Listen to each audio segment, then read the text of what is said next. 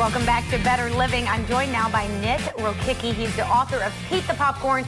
You brought food, but it's not food I can eat right now. Sorry about that. Kind of disappointing. I mean, I could, like, you know, pull something out from here, but it wouldn't taste exactly like the pita pit that Probably I just not. ate. No. Probably not. The pineapple would be really good on that pita pit. It would be really good. I can't really cut it up with my hand, but, you know, we'll work on that. Let's talk about Pete the Popcorn. It is a great children's book. It looks like a lot of fun. It is very colorfully illustrated and a good read. However, it has meaning behind it too, doesn't it? Let's talk about what's in it. Absolutely. Pete the Popcorn was our first book, and it was a subtle anti-bullying book. It teaches kids to say something nice to each other every single day. I've read the book, Pete the Popcorn, to over 100,000 kids in 25 states, and on one of those visits, a mother approached us, tears in her eyes, talking about how her son was being bullied because he was overweight. It's a subject that I wanted to tackle because I went through that when I was a child, but I didn't feel comfortable doing it until I cleaned up my own act. And so this year I've lost 70 pounds. And so we finally felt it was time to tackle that direct subject. So Pete the Popcorn Part 3, Play, Eat, Think, Encourage. And it's all about healthy eating, exercise, living right, encouraging others to do the same. So every one of our books has a meaning behind it and a message, and that's the most important part. Let's talk about the first message first, the first one you tackle, which is the bullying. It's a big problem in schools today, isn't it? It is. And it's gotten worse with cyberbullying. There's so many ways. Before, when I was a kid, it just happened at school. Right. And now it follows kids home every day through the internet, through cell phones, through Facebook. It's just no end to it sometimes. These books are meant for smaller kids, kindergarten through third grade. So it really tackles the schoolyard bullying aspect, everything that happens in the building as far as this book goes. And I think I know the answer, but I'm going to have you say it first.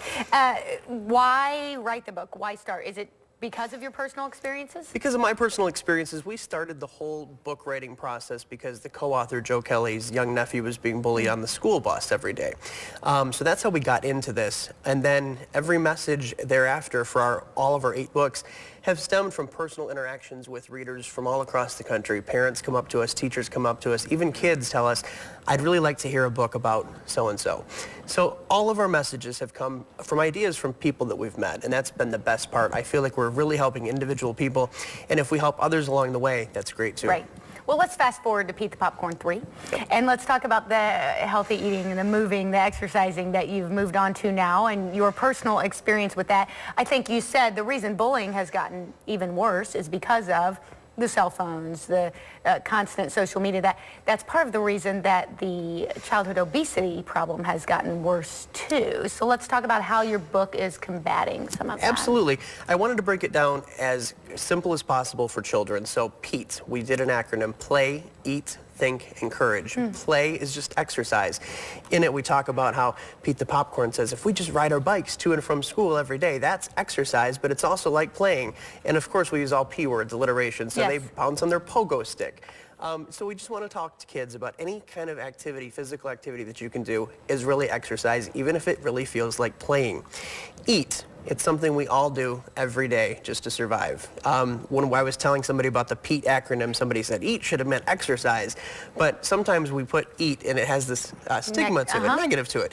And so it's got to be a positive thing. We all have to eat. So here's a basket of peppers and parsnips and the parsley died in the car with the heat, sorry. The pomegranates.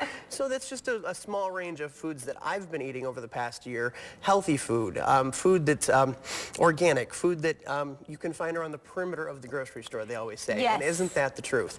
Think about your goals, think about what you want to accomplish, and encourage others to do the same. So we broke it down to a nice simple PEAT acronym. Well, and it's really things that it has to start at home.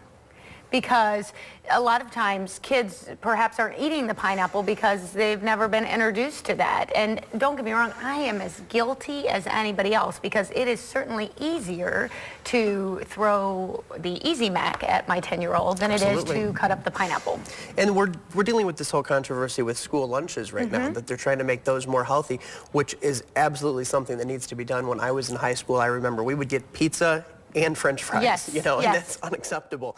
But there's been controversy about the new lunches, that they're not enough. The portion size The portion size is not enough. So there's definitely work that has to be done, but it is going to start with home, and it's going to branch out from there. And so we're hoping projects like this that are organic, that come from citizens, really, just like you and I, will eventually spread and make a wider impact.